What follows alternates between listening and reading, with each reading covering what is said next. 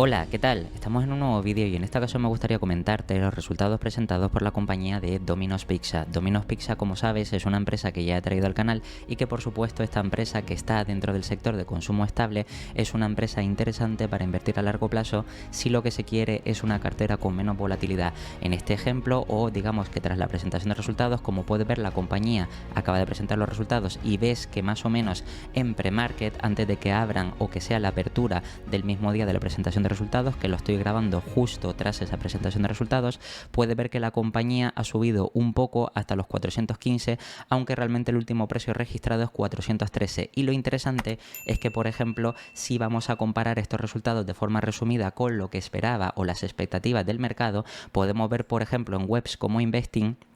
como si bajamos un poquito más, aquí ves Domino's Pizza y aquí vemos el resumen cómo han batido las estimaciones en BPAs o EPS, 4,19 frente a los 3,63, es decir, es bastante diferencia, pero luego verdad que en ingresos han quedado ligeramente por debajo de lo esperado. Han presentado 1.08 billions frente al 1.1 billions. Por tanto, digamos que en términos generales los resultados han sido muy superiores a lo que esperaba el mercado, sobre todo por la parte de EPS, como puedes ver, y luego veremos en los resultados realmente por qué estos EPS han crecido tanto o a qué es debido este crecimiento. Y también, por supuesto, el crecimiento de ingresos, si la compañía sigue creciendo de forma sana y saludable, o por el contrario, digamos que hay ciertos problemas como vemos en otras compañías del sector, y todo esto, por supuesto, para hacer una futura valoración o estimación sobre la compañía para medio y largo plazo. Por tanto, como siempre digo, lo interesante es que al ver la compañía, y por si no la conoces, creo que es una compañía que deberías de tener en el radar porque es una empresa que, como ves, ha tenido un crecimiento impresionante, pero como digo, vamos a ir el Investor Relation para realmente extraer información más importante. Si bajamos aquí vemos, por ejemplo, la versión de PDF de la compañía, pero en este caso yo me voy a ir aquí a la parte de notas de prensa, donde, como sabes, con Google Chrome nos permite traducir por si tienes, por ejemplo, dificultades con inglés o español, pues en este caso a la hora de traducir distintos documentos puedas traducir, y aquí vamos a ver realmente qué han presentado los resultados y vamos a extraer lo más importante. Como sabes, estamos hablando del tercer trimestre del ejercicio fiscal 2024. Por tanto, aquí como vemos el crecimiento de ventas de minoristas globales, excluyendo el impacto de moneda extranjera, es decir, teniendo en cuenta moneda constante, fue un crecimiento del 5,1. Luego también aquí vemos una traducción que está mal, que en este caso se refiere a Estados Unidos, o sea que sería crecimiento en ventas de Estados Unidos en las mismas tiendas, lo que se conoce como Same Store Sales, o también lo podemos conocer como like for like, fue en este caso de un 3%, al mismo tiempo crecimiento de las ventas internacionales en las mismas tiendas, también same store sales, pero a nivel internacional, excluyendo el impacto de moneda extranjera, fue de un 0,8%, crecimiento neto global de las tiendas del 72, es decir, en este caso se refiere a que crecieron en 72 tiendas o 72 nuevas aperturas de tiendas. Los ingresos de operación, el beneficio operativo, aumentó en un 5%, excluyendo 1,4 millones de dólares, el impacto negativo de los tipos de cambio de moneda extranjera en los ingresos por regalías de franquicias internacionales, y si no, los ingresos hubieran sido los ingresos operativos de 5,7%. Es decir, que teniendo en cuenta esos 1,4 o sin tener en cuenta, mejor dicho, hubiera sido del 5,7 el crecimiento, teniéndolo en cuenta, pues fue un crecimiento del 5%. Si bajamos un poquito más y vemos realmente lo que nos dice el equipo directivo, porque es importante ver cuáles son las expectativas y cómo están viendo que se desarrolla el modelo de negocio en este entorno incierto macroeconómico, aquí podemos ver que dice: nuestros resultados del tercer trimestre demostraron una vez más nuestra estrategia. Hungry and More está teniendo éxito a pesar de un mercado global presionado. Al mismo tiempo también nos comenta que en nuestro negocio internacional estamos en camino de lograr nuestro 31º trimestre consecutivo de crecimiento en ventas en tiendas comparables, es decir, 31 años consecutivos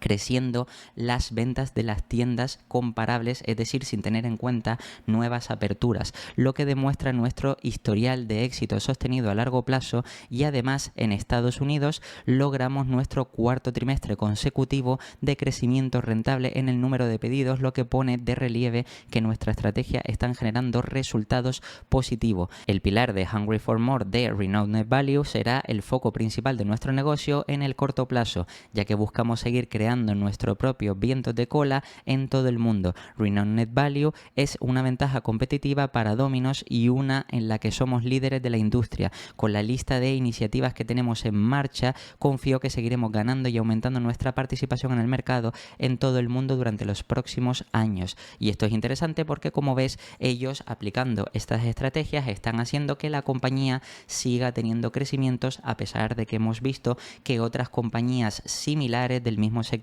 están teniendo dificultades para mantener el crecimiento. Como sabes, estamos en un entorno de altos tipos de interés, de alta inflación, pero que la inflación poco a poco ha ido remitiendo y los tipos poco a poco los están comenzando a bajar, pero todavía estamos en medio de ese proceso de transición hasta la normalización y crecimiento económico. Por tanto, es normal que este tipo de compañías se vean afectadas, pero como ves, Domino's Pizza tiene ventajas competitivas porque consigue, a pesar de que otros competidores no, crecer en el medio o en el corto o medio plazo. Por tanto, aquí si bajamos un poquito más, lo interesante es que nos muestra los datos operativos y financieros de donde podemos extraer, por ejemplo, puntos interesantes. Por ejemplo, en cuanto a ventas minoristas globales, aquí puedes ver que todo nos habla de Estados Unidos, donde por ejemplo han pasado de 2.062 millones a 2.168 millones y en los 3 primeros trimestres, es decir, en los 9 primeros meses del año, de 6.195 a 6.602. Al mismo tiempo también las tiendas internacionales han pasado de 2.160 a 2.223 y luego en los 9 primeros meses de 6.352 a 6.581, lo que hace un total en el trimestre de 4.223 a 4.392 y en los 9 primeros meses de 2024 de 12.547 a 13.184, lo que ves que realmente las ventas o el crecimiento de ventas se ve que es bastante sólido. Si ese mismo crecimiento lo queremos ver también de manera porcentual, aquí podemos ver como en Estados Unidos crecieron un 5,1 respecto al 0,9 del mismo trimestre anterior o un 6,6 en los 3 primeros trimestres o 9 primeros meses con respecto al 2,5%. Luego fíjate que en tiendas internacionales realmente han crecido menos, un 5,1 frente a un 9,4 y un 6,5 a 9 meses frente a un 8,9, y luego fíjate que el total, como puedes ver, pues han crecido exactamente un 5,1 en ambas partes y un 6,5 que han crecido un poquito más a 9 meses de lo que crecieron a 9 meses del año pasado, lo que quiere decir que, como ves, realmente pues la compañía está teniendo mejor desempeño. Al mismo tiempo, en cuanto a crecimiento de ventas minoristas de las mismas tiendas, es decir, same store sales, que esto es importante, fíjate que las compañías estadounidenses o los locales operados por la propia Domino's pues ha crecido un 3% frente a un 2,9 anterior y a 9 meses un 5,4 frente a un 5,2 anterior. Luego después las tiendas estadounidenses de franquicias crecen un 3 frente a pérdidas que experimentaron en el trimestre del ejercicio fiscal anterior y ahora han crecido un 4,4 frente a un 0,8 de los 9 primeros meses de 2023. Y luego también las tiendas estadounidenses propias internacionales, aquí puedes ver que han crecido un 0,8 frente al 3,3%, es decir, la parte internacional es la que más ha sufrido, y fíjate que realmente a 9 meses también han crecido un 1,1 frente a un 2,6. Esto es lógico porque también, como hemos visto, la economía estadounidense parece haber demostrado estar sólida, precisamente manteniendo el nivel de desempleo bajo, lo que hace que el consumo siga reactivado o siga activo frente a otros países que a lo mejor han tenido más dificultades, y es precisamente por ello por lo que en Estados Unidos digamos que Domino's Pizza ha tenido un mejor desempeño que en el plano internacional, que es en este caso fuera de Estados Unidos. Y fíjate que tenemos que tener en cuenta ciertos ajustes que nos muestra la compañía, como puede ser el caso aquí del mercado ruso más el ajuste del impacto de divisa, donde puedes ver que hubiera sido de un 4,8 y un 6% trimestralmente y a 9 meses en 2024. Fíjate que este 4,8 y 6% lo tenemos que comparar con aquí donde pone el punto número 1 sobre el 5,1 y el 6%, es decir, en vez del 5,1 hubiera sido el 4,8 y en vez del 6,5 a 9 meses hubiera sido en este caso del 6%, comparado con el 9,4 que puedes ver o el 8,9 que ajustándolo hubiera sido en este caso del 9%. 9% y del 8,5%. Y por supuesto aquí está la parte 2, donde sería el punto 2, que es la parte total, donde también si tenemos en cuenta esos ajustes hubiera sido realmente del 5% y del 6,3% en 2024 comparado con el 4,9% y el 5,5%, es decir que de forma global o total sí se hubiera notado una mejoría, como puedes ver, excluyendo, como digo, el mercado ruso y al mismo tiempo también la parte del efecto divisa. Si seguimos bajando un poquito más, y aquí voy a quitar la parte de traducción para que se entienda un poco mejor, fíjate que en este caso estamos hablando de la cantidad de tiendas, aperturas y cierres de tiendas que ha ejecutado la compañía. Aquí puedes ver que hasta junio de 2024, hasta el 16 de junio de 2024, la compañía tenía 289 tiendas estadounidenses propias y abrieron 2 tiendas más. Luego, en cuanto a franquicias, abrieron 22 tiendas y el total en Estados Unidos abrieron esas 24, que es la suma, esto hasta el 16 de junio de 2024. Y luego a nivel internacional, fíjate que abrieron 184, pero tuvieron que cerrar 133, lo que quiere decir que el balance es positivo, como puedes ver. Y en el total, fíjate que aquí precisamente se ve como 291, que son esas 2 que tuvieron que abrir, en este caso también franquicias las 22, las total estadounidenses 24, y luego fíjate que el diferencial entre esto y esto, entre las aperturas y el cierre, son esas 48 que consiguieron abrir también a nivel internacional, lo que hacen esas 72 nuevas aperturas. Y fíjate que aquí en el último punto aparecen, digamos, las tiendas totales abiertas en los últimos 4 trimestres, lo que quiere decir que a nivel de Estados Unidos propias han abierto 5, luego franquicias, como ves, es lo que más han abierto, si tenemos en cuenta 4 trimestres atrás, 163, perdón, luego después el total de Estados Unidos han sido 168 nuevas aperturas de tiendas y en el plano internacional 637, lo que hace un total de 805 aperturas de tiendas en el último año, cosa que es bastante positivo. Y ten en cuenta que en un trimestre pues han abierto 72 nuevas tiendas, cosa que, como sabes, este tipo de compañías, si cada vez va abriendo más locales y eso genera nuevas ventas, pues es positivo. Y si encima miramos que la parte de Same Store Sales tiene un crecimiento que sería orgánico de aproximadamente el 4-5%, pues eso quiere decir que a eso habría que sumarle el crecimiento que aportan las nuevas aperturas de tiendas, cosa que, como ves, es muy positivo. Si vamos aquí luego a la parte de datos importantes que nos presenta la compañía, como en este caso ingresos, beneficio operativo, beneficio neto, ratio de endeudamiento, etcétera, etcétera, podemos ver que el total de ingresos ha aumentado de 1027 a 1080, un 5% de crecimiento, y luego fíjate que a 9 meses o los 3 primeros trimestres de 3076 a 3262, un crecimiento del 6%, que más o menos es lo que esta compañía espera crecer de manera de ingresos. Recuerda que los ingresos no es el crecimiento final de la compañía, porque, como veremos luego, esta compañía también hace cosas adicionales, como en este caso ajustar los costes para expandir los márgenes y también recomprar acciones para expandir los EPS. Por tanto, digamos que es normal que esta compañía crezca más de este 6%, pero es bueno o saludable ver que tienen un crecimiento constante de ingresos que más o menos ronda entre el 4,5 y 6 o 7% en ingresos aproximadamente. Luego fíjate que las tiendas propias de Estados Unidos, los márgenes de crecimiento se han ampliado del 15,8 al 16,8, un punto porcentual, que eso es importante, y a 9 meses pasa del 17,1 al 17,3, cosa que también es bastante importante, y eso hace que el beneficio operativo, que puedes ver aquí, haya pasado trimestralmente de 189 a 198, un 5% de crecimiento. Y luego fíjate que de forma a 9 meses pues ha pasado de 562 a 605, un crecimiento del 7%, que también es muy positivo. Ahora bien, fíjate lo curioso, y es que en cuanto a beneficio neto, que ahora vamos a mirar por qué ha pasado esto, fíjate que el beneficio neto cae un 0,5% de 147 millones a 146 millones. Esto es a priori negativo,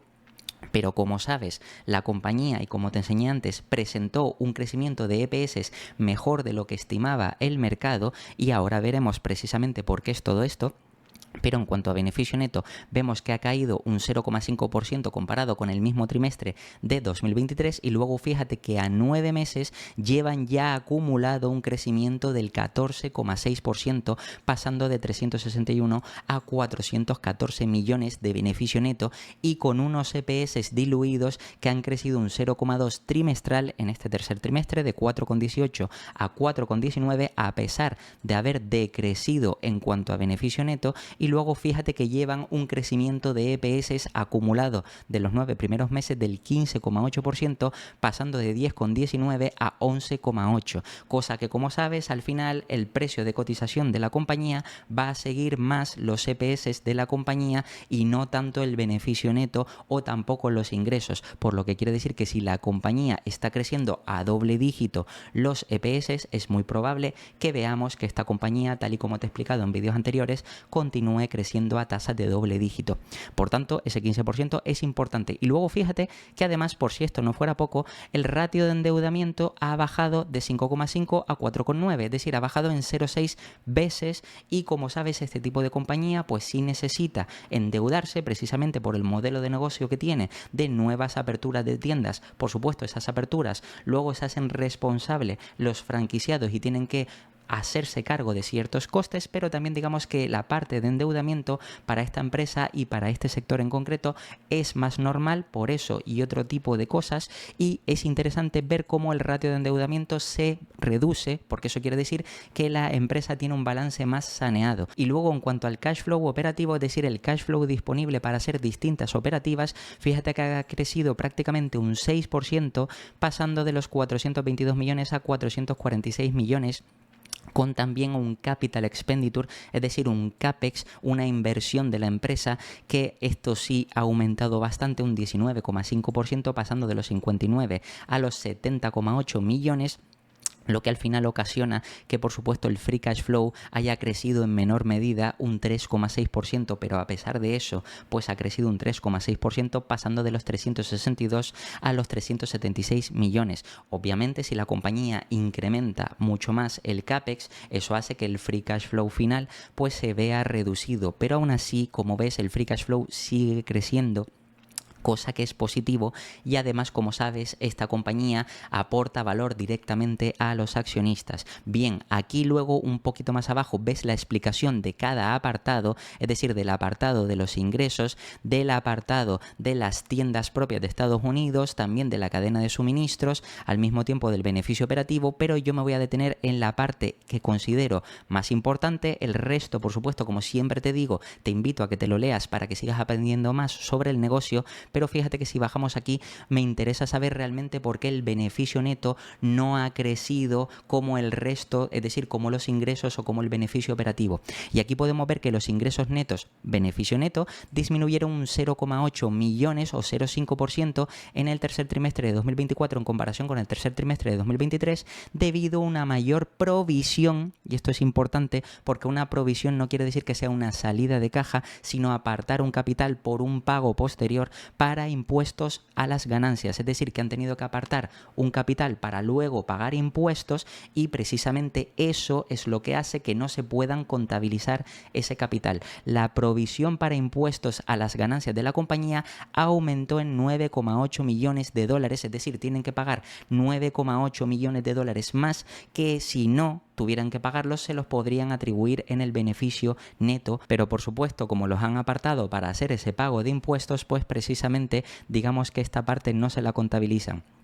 Y aquí puedes ver que esto es debido a una mayor tasa impositiva efectiva y mayores ingresos antes de la provisión para impuestos a las ganancias. La tasa impositiva efectiva aumentó al 20,4% frente al 15,9% que habían pagado en el mismo trimestre del año pasado. Es decir, que la tasa impositiva media ha subido prácticamente casi en 4 puntos porcentuales o casi 5 puntos porcentuales, lo que quiere decir, como puedes ver, pasando del 15,9 al 20,4, eso quiere decir que hace que tengan que hacer este pago adicional y por tanto esa provisión de capital de esos 9,8 millones y por tanto no se los pueden contabilizar contabilizar como beneficio porque tendrán que pagarlos en impuestos. Y fíjate que al mismo tiempo esto ha sido impulsado por menores créditos fiscales extranjeros, así como por un cambio desfavorable de 0,9 puntos porcentuales en el impacto de los beneficios fiscales excedentes de la compensación basada en acciones, que se registra como una reducción de la provisión para impuestos a las ganancias. Es decir, que como puedes ver, la compañía, como precisamente ha generado más ingresos y ahora también digamos que tiene una parte impositiva más desfavorable, es decir, tiene que pagar más impuestos, por tanto digamos que este capital no se puede contabilizar como un beneficio de la compañía, ya que tendrá que pagarlo cuando tenga digamos que hacer la declaración en este caso. Precisamente aquí es donde vemos la reducción de ese beneficio neto, porque no era lógico o no tenía sentido que los ingresos hubieran aumentado, también hubieran aumentado los márgenes y el beneficio operativo hubiera crecido, pero al final el beneficio neto se terminaba transformando en un decrecimiento del 5%. Pues ya aquí vemos la explicación, que es precisamente porque tienen que pagar más impuestos. Pero luego veamos que esto realmente no es tan negativo, porque como siempre digo, las compañías que aportan valor a los accionistas, como es el caso de Domino's, que recompra acciones de forma activa, fíjate que eso hace que los EPS, a pesar de haber presentado unos beneficios netos peores que los del mismo trimestre del ejercicio fiscal anterior, fíjate que en este caso los EPS fueron de 4,19 frente a 4,18 gracias por supuesto a las recompras. Han crecido un 0,2%, si bien el ingreso neto disminuyó, como explican aquí, en el tercer trimestre de 2024 en comparación con el de 2023, el aumento de las ganancias por acción diluida fue impulsada por un recuento de acciones diluida promedio ponderado más bajo como resultado de las recompras de acciones. Es decir, que gracias a las recompras, precisamente los EPS no han caído igual que el beneficio neto, sino incluso han llegado a subir un 0,2%, lo que quiere decir que esto al final se traduce en que para los accionistas tenemos una compañía, en este caso, que tiene unos EPS mayores y por tanto la compañía es más valiosa, cosa que hay que tener en cuenta. Por supuesto, también otros puntos importantes: el efectivo neto provisto para actividades operativas. Aquí también por supuesto hacen más explicaciones. Como sabes, también esta compañía reparte dividendos, que en este caso fíjate que también anuncian que el 8 de octubre de 2024 también declaró 1,51 dividendos o dólares de dividendos trimestrales por acción, que esto es interesante, y que se pagará el 27 de diciembre de 2024. Y luego por supuesto las recompras que ha hecho la compañía, que nos dice durante el tercer trimestre y los 3 primeros trimestres fiscales, la compañía recompró y retiró de circulación 443.000 y 499.000 acciones ordinarias por un total de 190 millones y 215 millones respectivamente. Aquí se refiere en el trimestre y a 9 meses, y a partir del 8 de septiembre de 2024 la compañía tenía un monto total restante autorizado para recompra de acciones de 926 millones, es decir que todavía le queda una autorización de 926 millones que pueden seguir recomprando con ese capital más acciones si siguen viendo que sus acciones por supuesto están más baratas, y por tanto eso hace que los EPS aumentan porque reducen las acciones en circulación. Y por tanto esto hay que tenerlo en cuenta, ya que a pesar de que la compañía te pueda parecer que a lo mejor crece más lentamente, gracias a estas recompras prácticamente nos pueden casi garantizar, incluso en momentos de incertidumbre, crecimientos cercanos o incluso de doble dígito de forma anualizada y constante. Y para eso también tenemos que tener en cuenta la orientación que nos dan para 2024, para todo el ejercicio fiscal 2024, pero es que también nos dan para 2025 y para lo que ellos llaman largo plazo, que sería de 2026 a 2028, donde nos dicen que para 2024 esperan aproximadamente un crecimiento anual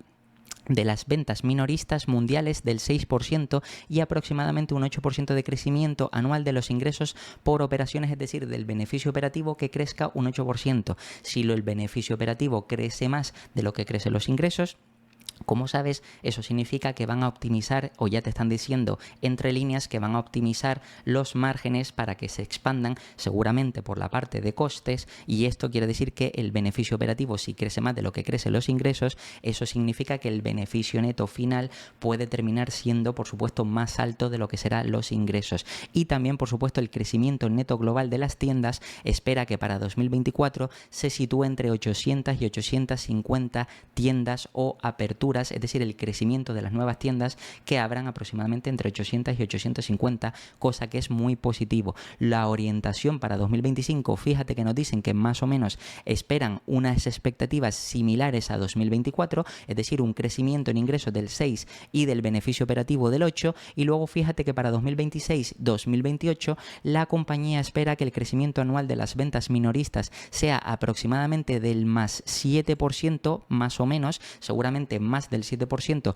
lo que implicaría crecer más de este 6%. Por tanto, poco a poco, a medida que vaya recuperándose la economía, ellos esperan ver que el crecimiento en ingresos vaya siendo mayor, y luego, por supuesto, que en cuanto al beneficio operativo crezca más de ese 8%. Por tanto, a medio plazo, que sería realmente, aunque ellos lo llaman a largo plazo, 2026 a 2028, podemos ver que realmente el crecimiento en ingresos y beneficios operativos tiene una tendencia de crecimiento superior a la que se espera para este 2024 y el próximo 2025, cosa que también es muy positivo. Luego, si seguimos bajando un poco más, podemos encontrar la parte contable, pero antes de eso, fíjate que nos encontramos aquí la conciliación del ratio de apalancamiento para los terceros trimestres de 2024 y 2023. En este caso me voy a detener aquí porque, como ya os he traído un vídeo reciente sobre renta fija y más concretamente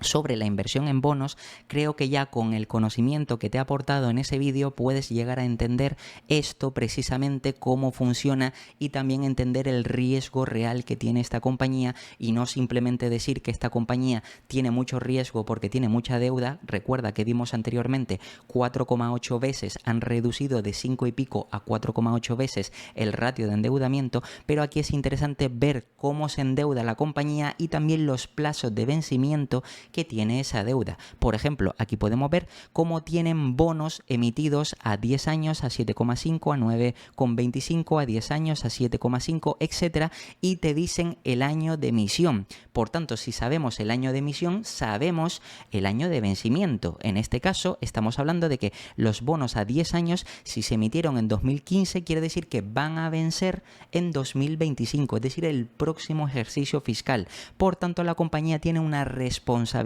fiscal o una responsabilidad de devolución de deuda, en este caso porque los bonos al final, digamos que es una forma de financiación para la compañía al emitir bonos, tal y como te he explicado, que tiene que devolverlos en 2025, y estamos hablando de 742.000, todo esto está en dólares, frente a lo que tenían el 10 de septiembre de 2023, que tenían 746.000. Por tanto, para el año que viene tienen que devolver simplemente 742.000 dólares. Luego fíjate que otros bonos a 10 años, 2017 fue la fecha de emisión, por tanto la fecha de vencimiento 2027, todavía quedaría 25, 26 y 27, tendrían que devolver otros 942.000 dólares frente a los 945.000 que tenían que devolver a fecha de, en este caso, 2023. Luego fíjate que bonos de 7,5 años, y esto, como ves, es la misma dinámica, le sumas a 2018 7,5 años y ves que más adelante tendrían que devolver 402.000 dólares, y así consecutivamente. Por tanto, ¿esto qué es lo que quiere decir? Que el total de notas, o en este caso notas, bonos, que también se conoce o se le llama así, como notas, como bonos, como deuda a tipo fijo, fíjate que tienen que devolver los 4,9 millones de dólares, como puedes ver aquí, pero precisamente los 4,9 millones de dólares no tienen que devolverlos de golpe, sino es progresivamente según vayan pasando los años. Por tanto, el riesgo no es tan grande para la compañía, precisamente porque toda esa deuda no la tiene que devolver en el corto plazo, sino es en el largo plazo y de forma progresiva, es decir, cada año va devolviendo un poco. Por eso, como puedes ver, realmente, aunque esta compañía parezca que tiene un ratio de endeudamiento bastante alto, lo cierto es que realmente es una empresa que tiene un balance considerablemente saneado, precisamente porque no tiene obligaciones de deuda en el corto plazo de muy elevada cantidad, y por tanto digamos que la compañía puede ser más solvente en el corto, medio y sobre todo largo plazo. Por tanto, esto es importante entenderlo, y aquí vemos cómo precisamente el ratio de apalancamiento se ha endeudado, o se ha reducido, mejor dicho, de 5,5 a 4,9 como puedes ver, y como te digo, lo importante es ver precisamente también que eso se puede leer en notas de la empresa, el tipo de interés que paga la compañía, pero aquí por ejemplo viendo el total de capital que deben de pagar, pues precisamente nos hacemos una idea de las obligaciones fiscales o obligaciones de deuda que tienen que devolver cada año. Por tanto, esto es importante y es un punto que quiero añadir para este vídeo para que sigas aprendiendo también y aportando, o digamos que uniendo los conocimientos aprendidos sobre la renta fija y los bonos también para empresas cotizadas en bolsa, que ves que esto tiene también utilidad. Luego, si seguimos bajando para encontrar la parte o el apartado contable, nos encontramos la P&L, el balance y los cash flow, donde podemos sacar más información, como por ejemplo la parte de ingresos, cómo está desglosado, es decir, de dónde viene cada ingreso, también a dónde ha ido cada gasto, por supuesto también las entradas y salidas de capital, cómo está el balance de la compañía, y todo eso es lo que vamos a ver de manera resumida. Por ejemplo, tiendas propias estadounidenses, pues puedes ver 89 millones frente a 86 millones anteriormente. Fíjate que las tiendas estadounidenses de regalías y tarifas de franquicias pasaron de 138 millones a 144 millones, cadena de suministros de 618 a 651, y luego fíjate que la parte internacional de 73 millones a 74 millones, lo que quiere decir que al final, incluyendo publicidad de las franquicias estadounidenses que pasa de 111 a 120, hace que los ingresos tengan un total de 1.080 millones frente a los 1.027 millones, como puedes ver. Luego, en cuanto a los costes de la venta, aquí puedes ver precisamente cómo la parte de tiendas propias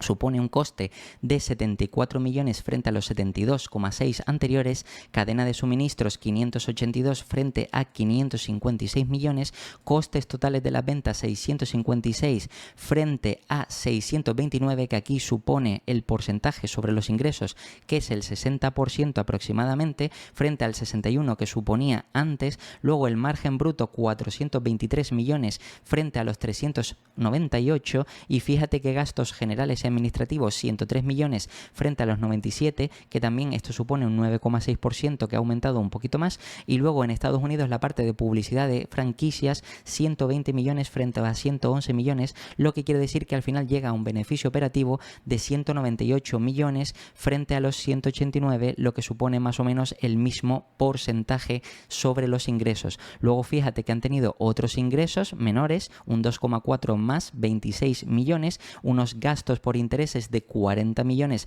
frente a 42, los intereses se han reducido porque la deuda se ha reducido, y al final aquí ingresos antes de impuestos 184 millones frente a 175, y fíjate que la provisión para impuestos, que esto es lo importante, lo que comentaban antes, ha aumentado de 27 millones a 37 millones, prácticamente esos 10 millones más que, como te decían, eran 9,8 millones, lo que hace que por supuesto eso afecta al beneficio neto y que termine decreciendo ligeramente, pasando de 147 millones a 146 millones. Si por supuesto hubieran aprovisionado lo mismo, seguramente aquí veríamos unos 9 millones de incremento, y por tanto veríamos como el beneficio neto habría subido. Pero al mismo tiempo también es verdad que si ellos esperan pagar unos impuestos futuros de esos 9,8 millones, es lógico que los aparten y no los contabilicen, y al final puedes ver que a pesar de que el beneficio neto se ha reducido, como te decía, los EPS han aumentado gracias a la recompra de acciones, y aquí puedes ver como el promedio ponderado de acciones ha bajado aproximadamente en 300.000 acciones en circulación,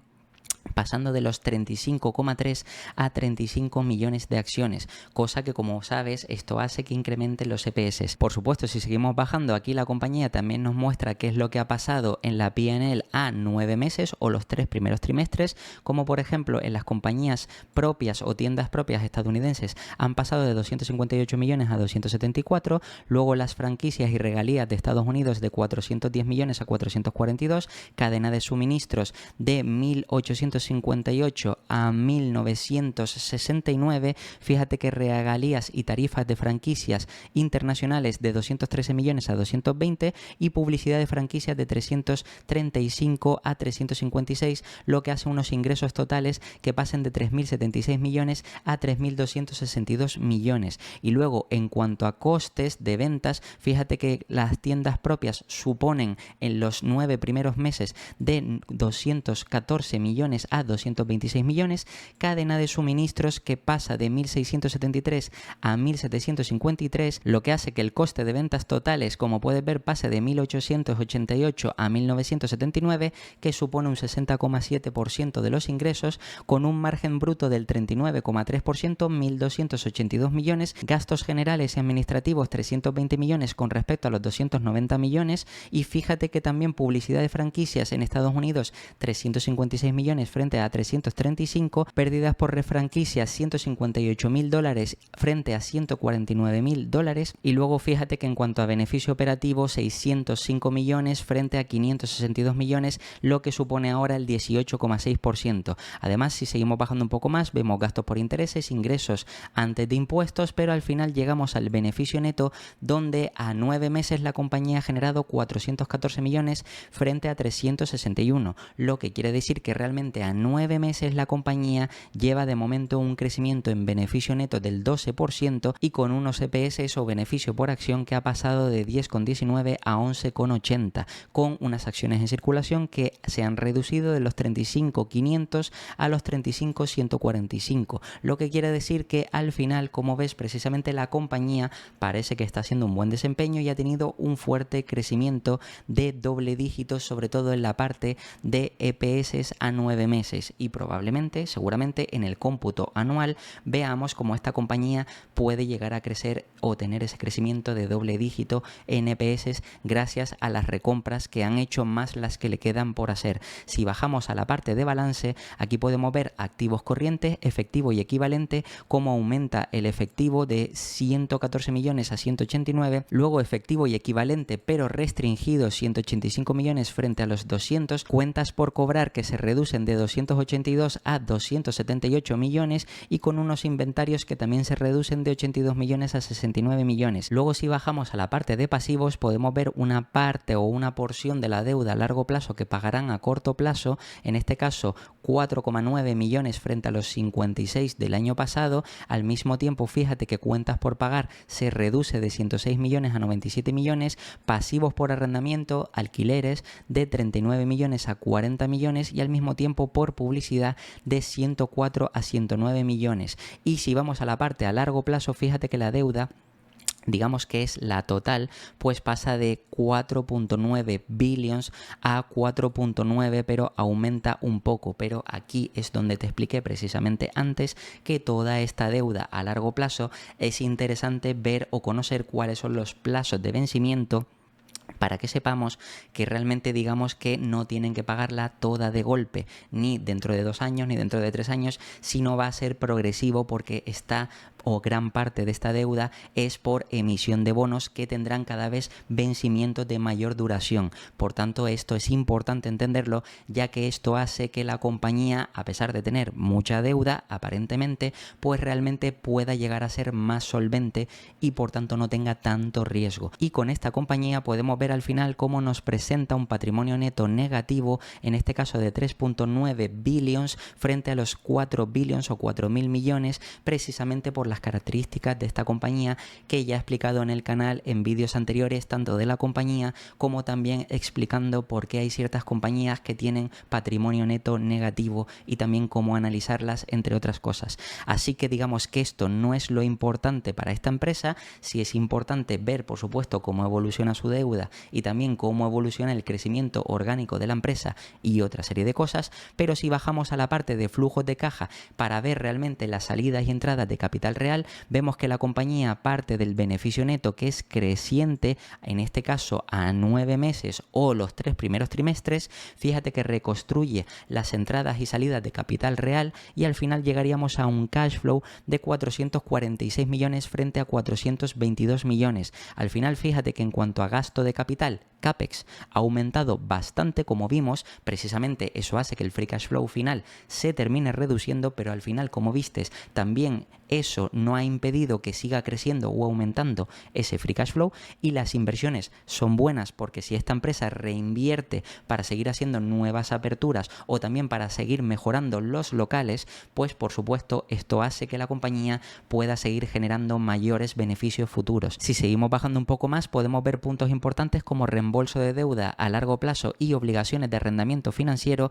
que se reduce de los 41 millones a los 15 millones. Luego fíjate que la parte de opciones sobre acciones, en este caso fíjate que hay un aumento importante. Luego compra de acciones ordinarias, estas son las recompras que hace la empresa, pues supuestamente que nos aporta directamente valor para los accionistas. Ves cómo van aumentando de 210 millones a 214 millones. Luego pagos en impuestos por acciones restringidas, también fíjate que esto por la parte de adquisiciones que van haciendo, de 5 millones a 10 millones, y pagos en dividendos, porque esta compañía también paga dividendos aparte de recomprar acciones, que ha aumentado de 85 millones a 106 millones. Y todo esto lo que hace es que la compañía al final haya tenido una variación de efectivo y equivalentes de efectivo y efectivo restringido y equivalentes en efectivo de 61 millones, es decir, que les han sobrado 61 millones, lo que quiere decir que al final, como puedes ver, al inicio del periodo la compañía contaba con un capital,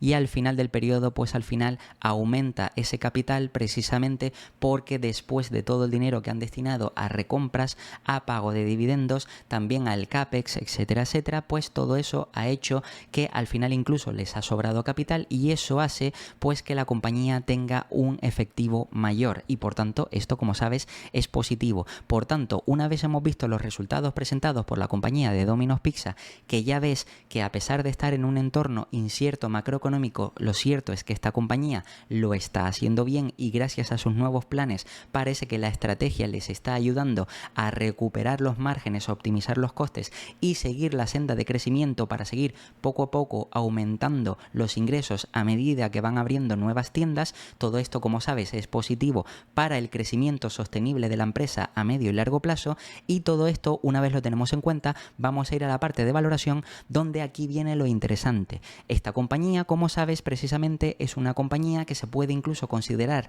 consumo estable, aunque técnicamente es verdad que hay algunos inversores que consideran esta compañía como consumo discrecional, pero por ejemplo, si miras distintos estudios en Estados Unidos, que es donde principalmente venden la mayoría, aunque también venden a nivel internacional, lo cierto es que en Estados Unidos la mayoría de familias, la mayoría de personas comen en establecimientos fuera de casa, porque comer en casa les sale incluso hasta más caro, precisamente pues por el coste de electricidad, por el coste de los alimentos, etcétera, etcétera, y digamos que en este caso pues ahí sale más rentable muchas veces salir fuera a comer. Por tanto, teniendo en cuenta eso, podríamos considerar esta empresa como una empresa de consumo estable o semiestable,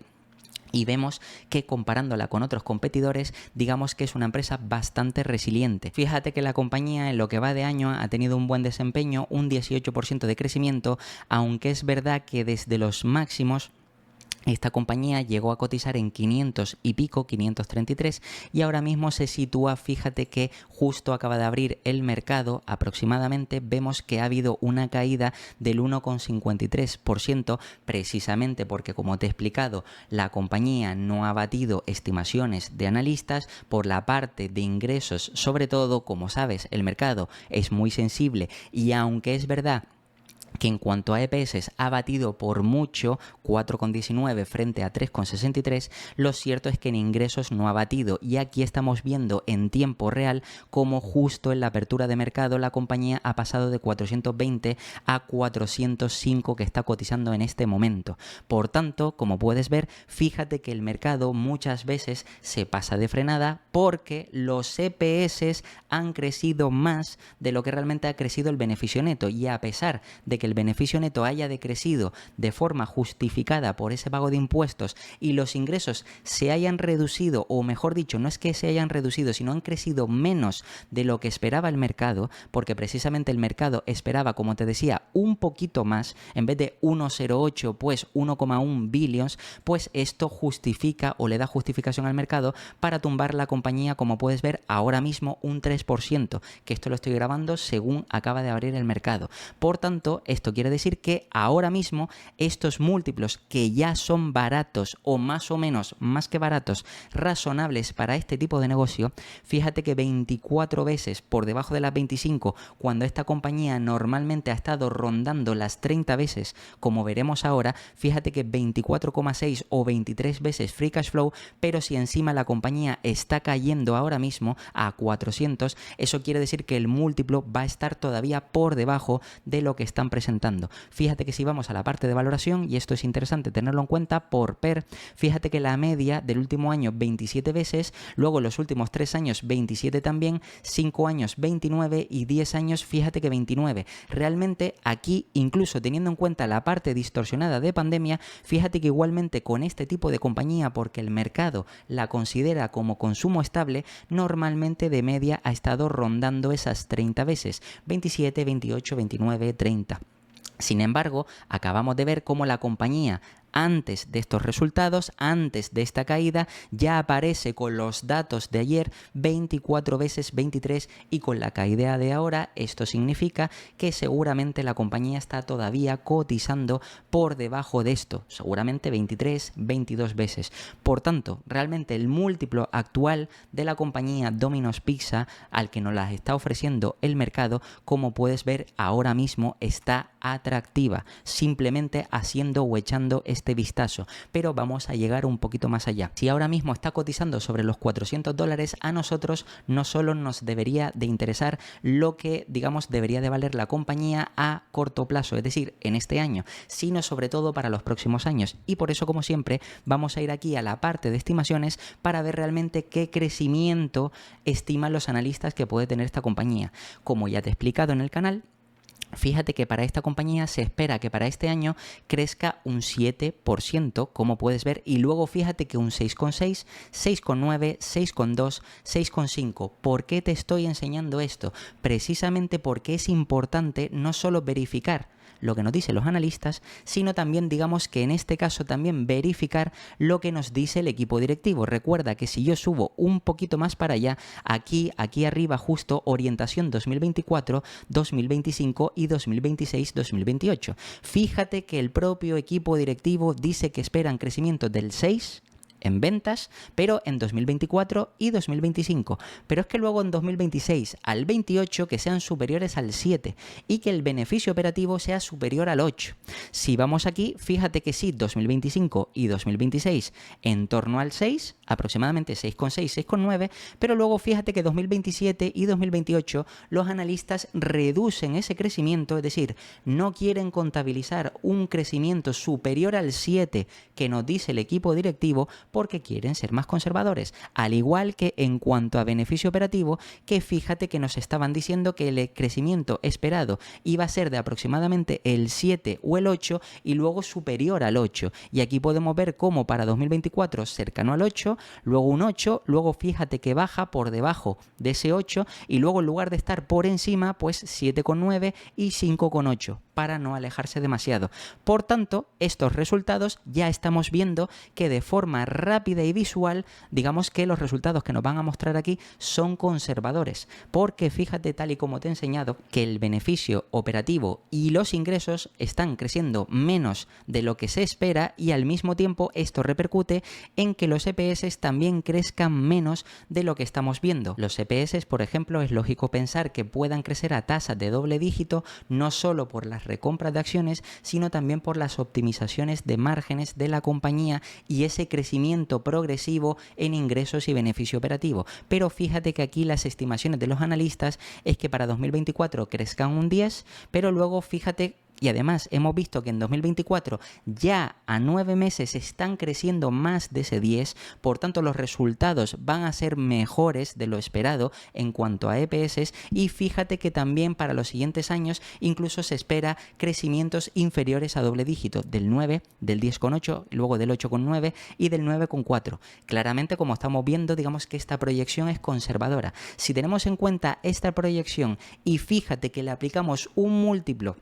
ni siquiera actual, porque ahora el mercado nos la está ofreciendo más barata, ¿vale? A 400. Pero voy a tener en cuenta las 24 veces que tenía o que estaba cotizando ayer también de forma conservadora. Por tanto, si me voy aquí a la calculadora para que veas que EPS es conservador, múltiplo conservador, fíjate realmente cuál es el upside que nos podría ofrecer esta compañía por, en este caso, múltiplo PER. En cuanto a EPS, voy a tener en cuenta estos 23,39 que, como te digo, se quedan cortos, y esto lo voy a multiplicar por 25 y, como puedes ver, 584 cuando la compañía está cotizando a 400, es decir, de forma conservadora y bastante conservadora, aplicándole 25 veces de múltiplo. Y ahora mismo que, digamos, la cotización de la compañía ha caído cuando su media histórica ha estado por encima de 27, 28, 29 o incluso 30 veces, y con crecimientos que deberían de ser de doble dígito, y aquí vemos de media que están por debajo del doble dígito, aún así ganaríamos dinero, y esto es lo interesante. Ahora bien, ¿qué escenario podría ser más razonable para esta compañía? Pues lógicamente, si le aplicáramos a esta compañía un múltiplo más o menos razonable de 27 veces, no me voy a ir a las 30, pero sí 27 veces, y por supuesto, si el crecimiento fuera y terminaran cumpliendo ese crecimiento de doble dígito gracias a las recompras, fíjate que podríamos estar hablando de que en vez de 23,39 voy a redondear un poco hacia arriba, que no es optimista, sino sigue siendo un escenario razonable para esta compañía. Por tanto, 24 de EPS, 27 por 24, 648. Ya tenemos un upside más interesante a 2028, que recuerda que estamos a punto de terminar 2024, por tanto quedaría 25, 26, 27 y 28 a 4 años. Prácticamente estamos hablando de más de un 50%, porque de 400 actuales a 600 y pico es más de un 50% a 4 años. Y lo interesante es que además de eso, adicionalmente la compañía nos reparte un dividendo bastante interesante del 1,2%, lo que quiere decir que esa rentabilidad habría que sumársela a la rentabilidad anualizada que nos daría la compañía. ¿Qué rentabilidad sería esa? Pues en este caso, como siempre, me voy a ir aquí a MoneyChimp para ver realmente cuál sería la rentabilidad anualizada y este crecimiento si compráramos hipotéticamente ahora la compañía. Fíjate que si me voy aquí a la parte de calculadora, retorno, y pongo aquí los 400 actuales, que puedes ver que es justo lo que se está viendo en la apertura de mercado, y luego fíjate que como precio objetivo voy a poner lo de la calculadora, 648, que recuerda que estos 648 es solo teniendo en cuenta 27 veces y un poquito más el crecimiento de los EPS para que llegue a ese doble dígito. Por tanto, digamos que si coloco esto de aquí, 648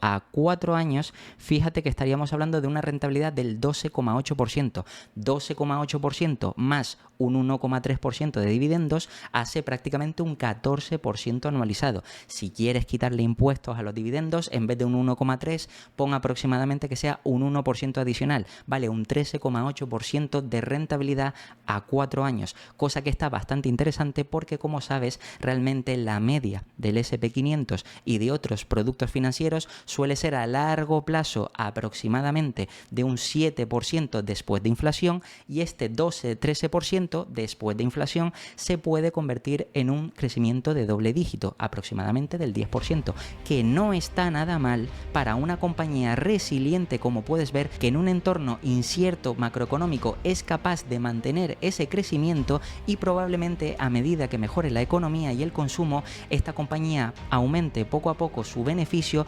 recompre también más acciones y te pueda ofrecer una buena rentabilidad a largo plazo. Y nada, esto ha sido todo sobre los resultados de Domino's Pizza, y como siempre te voy a dejar aquí 2 vídeos para que sigas aprendiendo. Te puedes suscribir y dejarme un comentario, y nada, nos vemos el próximo.